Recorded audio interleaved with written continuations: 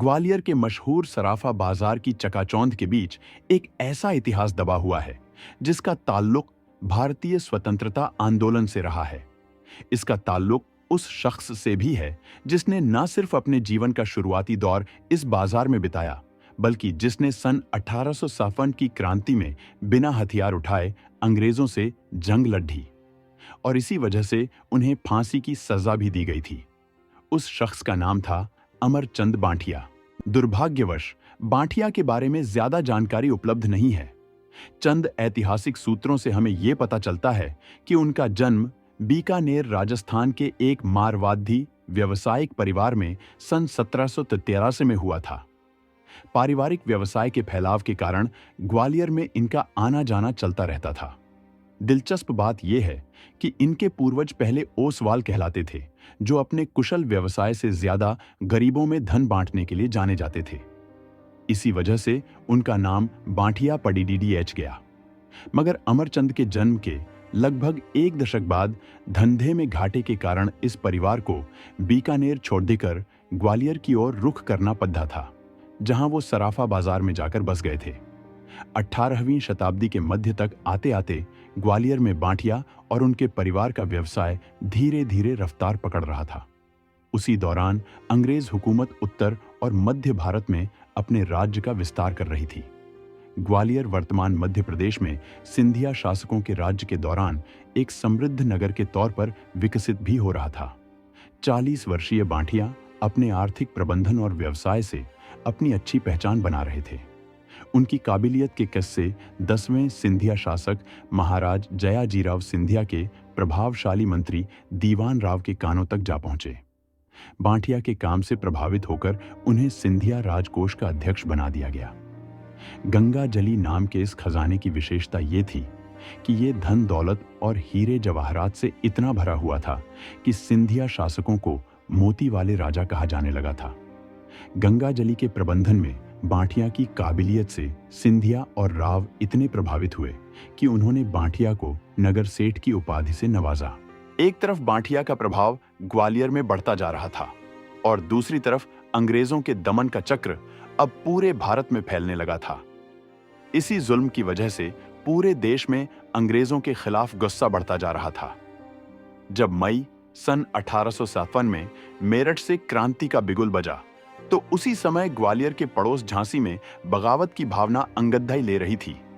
जब वहां के महाराज गंगाधर राव नेवालकर के दत्तक पुत्र को उत्तराधिकारी की मान्यता देने के बजाय अंग्रेजों ने झांसी पर कब्जा कर लिया और रानी लक्ष्मीबाई को नजरबंद कर दिया।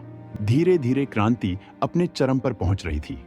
सिंधिया के पूर्वजों ने अंग्रेजों के खिलाफ कई लड़ाइयां लड़ी थीं, लेकिन इस बार उन्होंने राव के सुझाव पर निष्पक्ष रहना ही ठीक समझा। लेकिन जब सन 1868 में रानी लक्ष्मीबाई ने तांतिया टोपे, बांदा के नवाब और राव साहिब के साथ अंग्रेजों के खिलाफ जंग का ऐलान किया और मोर्चा खोलकर झांसी और फिर कालपी के बाद ग्वालियर तक पहुंच गईं, तब सिंधिया उनका साथ देने के बजाय अंग्रेजों से मिल गए और आगरा में शरण ले ली। ग्वालियर पहुंचकर रानी और उनके साथियों और सिपाहियों ने बांठिया और सिंधिया के कुछ सैनिकों से मुलाकात की, जिन्हें विद्रोह की पूरी जानकारी थी और वो इसमें शामिल होने के लिए बेचैन थे। उन सैनिकों ने सिंधिया का साथ देने से इनकार कर दिया और अपने पूर्वजों की परंपरा को कायम रखते हुए बांठिया ने आर्थिक सहायता के तौर पर ग्वालियर किले में दबे गंगा जली खजाने की चाबी राव साहिब को सौंप दी। दरअसल उस दौरान समस्या ये थी कि उनके सैनिकों को कई महीनों से वेतन नहीं मिला था और राशन की भी कमी होती जा रही थी। बांठिया ने अपने महाराजा से किया वचन तोधा और गंगा जली खजाने के तालों को खुलवा दिया था। राव साहब के हस्तक्षेप से सभी सैनिकों को 5-5 महीने तक का वेतन और साथ में राशन भी दिया गया। लेकिन बात यहां खत्म नहीं हुई। अपनी व्यावसायिक काबिलियत से बांठिया ने जो संपत्ति जुटाई थी, उन्होंने जंग में उसका भी दिल खोलकर इस्तेमाल किया। बावजूद इसके रानी की सेना कड़ीडीडीहे मुकाबले के बाद युद्ध के मैदान में पराजित हो रही थी।